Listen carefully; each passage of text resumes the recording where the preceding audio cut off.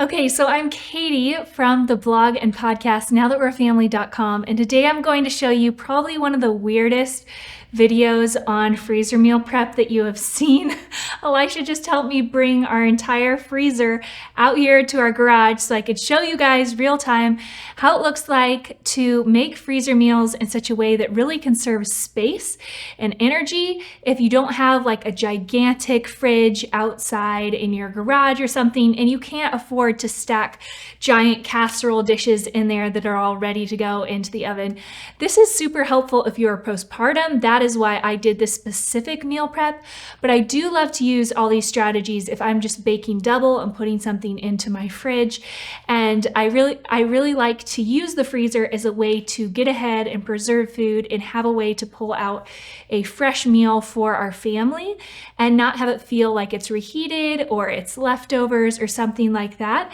It's just kind of halfway done and the ingredients are all added, and so it takes a lot of the brain work out of the process for me and makes it super, super easy. So freezer meals are a part of just our everyday life, but this big prep has to do specifically with postpartum.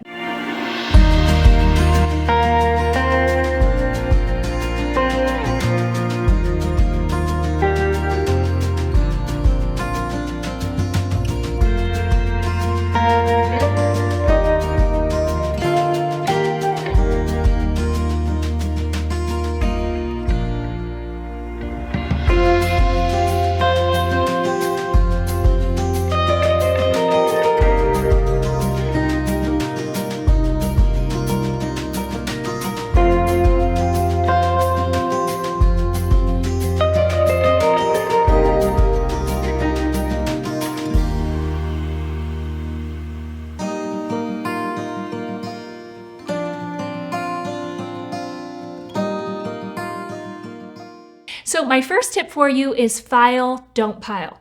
That is an absolute key when it comes to your freezer. We all know that stuff can get in the back and freezer burned, and you put in all this money, then you put in all this energy, and you put it in your freezer, and then you never end up eating it. So I love the filing system with Ziploc bags when it comes to the freezer. I don't usually use Ziploc bags. I love reusable Ziploc bags.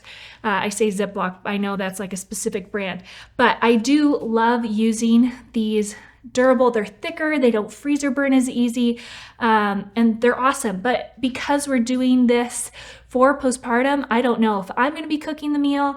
I don't know if Elisha's going to be making the meal. I don't know if my mom's going to be making the meal. And I just wanted to make it easier to not have to wash out the bag, especially when you're dealing with raw meat and stuff like that, and just be able to throw it away. So that is why we just stuck with standard Ziplocs. And for a few things, I do prefer Ziplocs, which we will get into in a minute.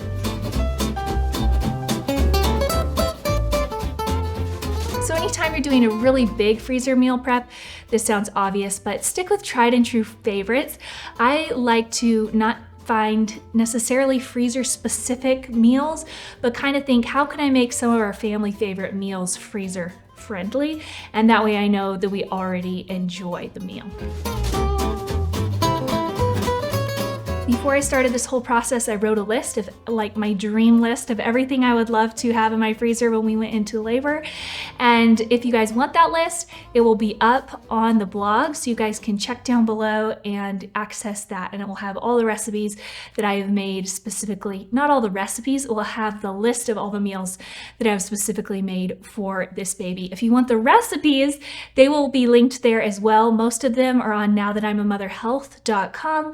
My sister's currently pregnant. I'm currently pregnant. We haven't been real up to date on updating those recipes, but that is a big goal of ours over the next couple months. So those recipes will be popping up there on Now That I'm a Mother Health, and you can find those again linked down in the description box. So one big tip when it comes to what you should prep for the freezer is prep your most time-consuming items first. I know that sounds very, I don't know, oversimplified or something, but it's something to overlook. So for me, baking takes a lot of time, and it also takes a lot of thought, like pre-thought, when it comes to making things that are sourdough. So, for instance, these are all sourdough pizza crusts.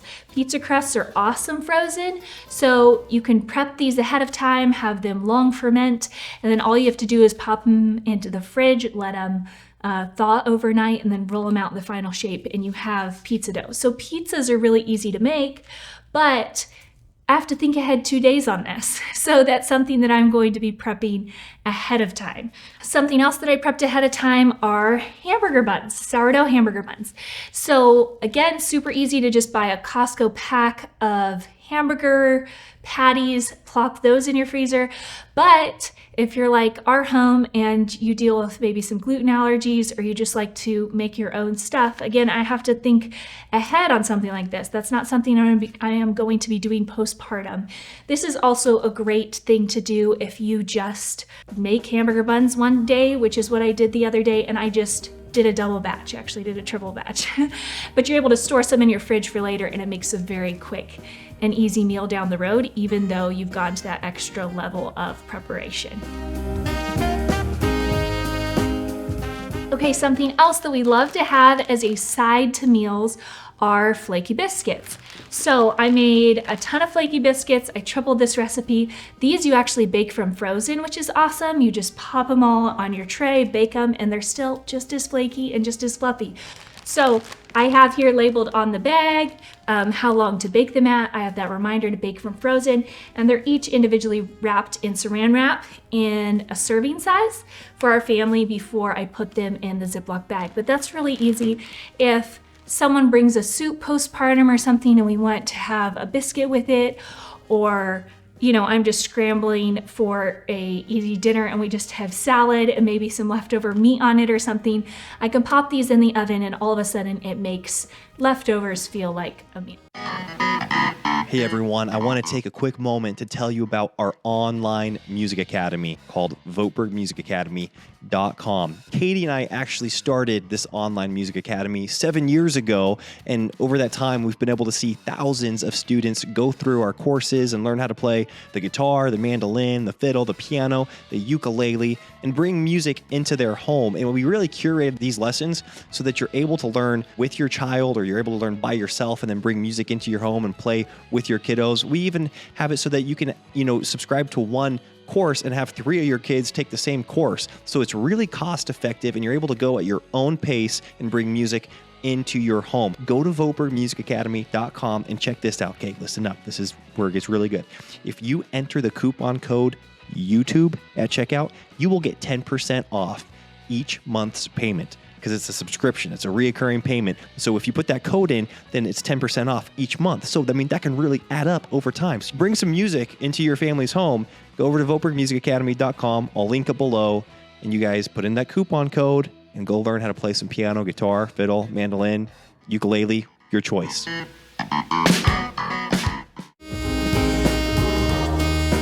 Okay, so something else you're gonna wanna do in order to save space in your freezer is not freeze things in their final form. This is huge. So I just showed you the bread. A lot of that is close to where it's going to be, like in its final form, but I don't do that for the majority of my meals. So this saves a ton of space. You're gonna wanna freeze them all flat on a cookie sheet or something like that, and I keep a cookie sheet on the top of my freezer and will freeze meals as I go, and I let them freeze for 2 or 3 days before I start filing them, because you want them to be this size, and obviously if you just plop this in the freezer, it's all going to sink down to the bottom and be all lumpy and bumpy and frozen as hard as a rock, and it's not going to have that symmetrical feel or save you any space. So this is a meatloaf. It has all my instructions written on it. It's not in a meatloaf pan. This saves so much space, but all I have to do is thaw it out in the fridge and plop it in the pan. I'm gonna be handing things to Elisha over here so I don't have to keep bending over and losing my breath. Meatballs. So obviously it's really helpful if you have space to roll your meatballs and flash freeze them and then put them in a Ziploc bag, but I don't have the space for that, and this saves me still so much time because I could sit there postpartum and roll a few meatballs, but I'm not having to think through the ingredients and get out the recipe and all of that stuff. These are yummy balls. That's what we call them in our house. They're kind of like I don't know, some people might call them like a breastfeeding cookie or something. They're just like oats and protein and honey, and they're so delicious. But as soon as I roll these into balls, the kids eat them in about a day. And so if I want to save some for postpartum, I have to keep them flat until I'm ready to use them. Other things, cornbread. Cornbread is great to store flat and have, again, this ready to just serve with any meal. I could plop something in the crock pot. Like, it's so easy to put a roast in the crock pot, but then you can make a big mess when you're making the cornbread. So it's nice I have these sides to go with our meals. And then I always freeze our muffins. I actually do this all the time, even, postpartum or not. I freeze our muffins. I always cook double batch muffins. And then these are what I use. There we go. My hands are getting so cold. I need like snow clothes. Disposable Ziploc bags for muffins, always. Because what I do is I just cut the tip off of the bag and I squeeze it out in the muffin tins, kind of like I'm a baker, like making a cake, and this is a frosting bag. And again, the muffins are perfectly fluffy. They seem totally fresh. There's nothing like reheated about a muffin that was frozen ahead of time. And so I love that I do that with my banana muffins, and I also do that with my pumpkin muffins. These are some of our favorite recipes are pumpkin muffins and the blueberry muffins. But again, I'm just like, there's so much space that's saved instead of me making, this probably makes like 48 muffins. If I was to store 48 muffins in my freezer, that would just take up way too much space. Oh, look at you. Thank you. Something else that I love to make and freeze flat are our carrot einkorn pancakes. So I just made a double batch of these the other day. And again, you just let this thaw, you cut the tip off, you squeeze it out into pancakes. They rise just like pancakes, but it doesn't have that reheated feel, and it takes up a lot less space than if you were to make all of the pancakes ahead of time and then bring them out and toast them or something like that. I just don't like the feel of reheated food very much. I like it to feel fresh. Okay, so another thing that's super helpful is not using big casserole dishes, right? Because those take up a ton of room. So this here is an egg bake, and instead of putting this in a casserole dish to pull out for an easy breakfast, I have it in here. It's a double batch for our family, so I'll probably put half of this in a casserole pan, and the other half I will turn into egg bites for me to eat postpartum. Again, just snip the tip off and squeeze it into your muffin containers or into your casserole dish. Again, an oatmeal bake. This is one of our favorite things to have for our kiddos' breakfast is oatmeal bake, but there's a lot of ingredients. I chop apples and I put them in here, and I don't know, it just takes a lot of thought and time. So you make it, thaw it out. By now you guys know the drill, and the kids have this super special breakfast, and it took me 0 time and hardly any space in my freezer. Another way to keep your meals fresh and make it super easy for you to make them is by raw packing your meals, especially with chicken. This is super, super easy. So instead of cooking the entire crock pot dish or whatever, just raw pack it. So this is taco soup, it has chicken in there, it has all the raw packed ingredients, but it took me 0 time to make this. I'll just pop it out, put it in the Instapot and cook it from raw instead of cooking the chicken. And again, like reheated chicken, sometimes it tastes good, sometimes it doesn't taste good. So you don't want to bet on that. Just know your meal's gonna taste just how it would taste if you made it fresh when you raw pack. This is a coconut chicken Thai curry. This is so good. You add noodles to this when it's done, so I will have to cook noodles, but that's the only extra. And this is a white chicken chili, again, a raw packed. And you want to freeze these flat. This has big chicken breasts in it. It would all be piled down here in a bottom in a lump. Been here, been there. Not that, no fun. Okay, so this is one in one of my reusable Ziploc bags. This is a red lentil curry that's an Indian curry, and you wanna have variety when it comes to your freezer meals. Like, I don't make 12 of one casserole or something like that because it just gets old and we aren't gonna go through it. But on top of that, I don't want everything to be all chicken or all vegan or all ground beef. By the way, if you're raw packing a ground beef meal, like a chili or something like that, make sure you're dealing with a very lean meat. Otherwise, the chili is going to have a weird oily flavor. So you want to make sure you don't have to strain off or you aren't expected to strain off any of that fat. Another way to save space in your freezer is to make the filling instead of the full component. You guys see where I'm going here. I love brown bag burritos, and as a general rule, I will make these brown bag burritos already wrapped in their tortillas and then wrapped in paper towels and then wrapped in foil, and you could just pop them out and put them in the microwave. But that is not something that is going to be conducive for me filling my fridge with a lot of other things. So for this big meal prep, I just prep the filling, and it makes it super easy to heat up and throw in a tortilla with some cheese later on when I need it. Another filling, okay, this is just a fantastic, easy recipe. This one is on Now That I'm a Mother Health. So are the brown bag burritos. These are so easy. These are chicken taquitos. You could use shredded chicken from a can, or you could pre-shred your chicken. They're so fast to make, and this is the filling for the taquitos. I usually double make them, and then I take the extra taquitos that are wrapped in the tortillas, put them back in a freezer once they're baked, and pull them out a second time for an easy meal to microwave. So this one kind of serves me twice. One other thing I have here, I guess this could kind of go under casseroles, but it's a filling for chicken pot pie, which is, again, I mean, where are you gonna find a chicken pot pie that thin? I also prepped the chicken pot pie crust because I will not make the chicken pot pie if I don't have the crust also available to me. So that together makes a 5-minute prep dinner for me or Elisha or whoever is going to be making it after the baby, and it takes up virtually no space. This really doesn't have a category. I made some homemade granola, and we are clearly already going through this. I tripled the batch, and we are to the bottom. So that'll be something we'll probably make again before the baby comes. Okay, and again, going back to those time-consuming components, things like glazes, dressings, marinades, anything where you're gonna have to take out your garlic press, multiple spices, multiple measuring spoons.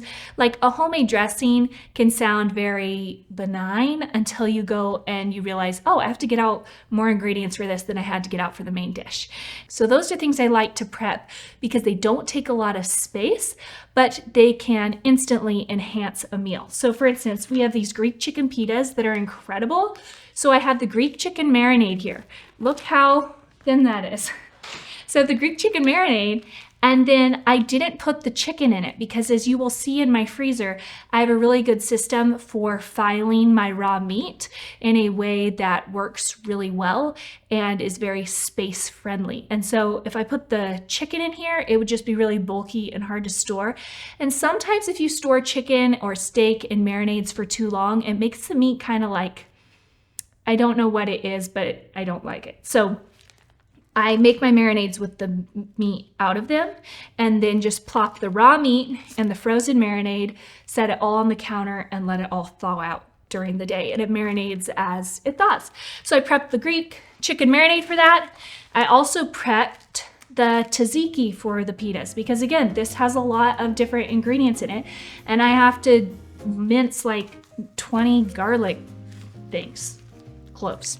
So this is gonna save me a ton of time. All I have to do is marinate the chicken, chop some vegetables, and I do use store-bought pitas for this, and we're good to go. It's an easy meal, it's a gourmet meal, but it took very little space in my fridge. Something else are pestos. So you could just make pesto. We'll probably put, or you could buy pesto and freeze it ahead of time. We'll probably put some of this on sourdough with cheese and eat it for an easy lunch. Or we will just take sausage out of the freezer, cook some noodles, and put this sausage and noodles for an easy lunch with a salad. So it's nice knowing I have these things in my back pocket. It's not like a chili I'm dumping in the crock pot or something, but it does save me steps and it saves me time with relatively little space. Here I have a sweet and sour marinade. So this can go on a chicken, this can go with my meatballs. I have, these don't look very appetizing, you guys, but they're nice to have in your fridge. I have a couple grilled chicken marinades and steak marinades here. And so like you see how thin that is, but that's 3 meals. That's 3 meals where all I have to do is take out the meat and plop it in a bag and grab a salad and some of my pre-frozen flaky biscuits. And it's like, wow, we ate so good. And it's like, did it take me any time? No. And then this is really good. I double batch this because I love this. There is this avocado toast I make that's incredible, and it has this chipotle adobo sauce. And so I made 2 of those. So this is 2 lunches, and all you do is you put down sourdough, you put this incredible sauce on the bread, and then you just put avocado and sprinkle some corn on top. Wow. It is unreal. The corn tastes way better if it's charbroiled. So I actually pre-charbroiled some corn as well. And this doesn't need to be a hot meal. So I will just take these things, thaw them out. And again, it feels gourmet. It feels like you put all this effort in, but it was so easy. So that is how I do freezer meal prep. Another great sauce to prep is like a peanut sauce, because you can make spring rolls just by chopping vegetables, grabbing some mint from if you grow it. And then I always have those little rice things. Those little rice wraps never go bad. So I always have all those ingredients on hand, but the peanut sauce is really daunting to make. So if I have that in my freezer, you might think, okay, she only prepped peanut sauce. Like, that's not going to actually save her that much time. But it does. It saves so much time and mental energy when I know all I have to do is chop vegetables for the meal. That's it, because there's no recipe, there's no brain power going into it. And for me, when it comes to the kitchen, I feel like brain power is the biggest thing that I'm up against. And so when I'm tired or overwhelmed or things like that, I don't want to have to think. But it doesn't mean that I can't sit still and mindlessly pour meatloaf into a pan or something like that. So if you do prep, a couple things on my list to prep, again, are that peanut sauce, a marinade for the meatloaf, because I'm not going to make the meatloaf if I don't have the glaze that goes on top of it. So I need to get that done, and then a Dijon mustard dressing. The other dressings that I make from home, I don't have to use a recipe. So again, 0 brain power, that's easy. But the Dijon one, I have to get out the recipe, and there's just a big mental leap for me to do that. But I hope that that was helpful for you guys, that it gave you maybe a few ideas of what you can do if you have a small freezer space. This will work even if you have one of those little teeny tiny freezers on top of your refrigerator. You can still make some things ahead, and even if it's marinades or sauces or things like that, hopefully they will make your life a lot easier. If you enjoyed this video, don't forget to subscribe, give it a thumbs up, and hopefully I will be back with Elisha next week.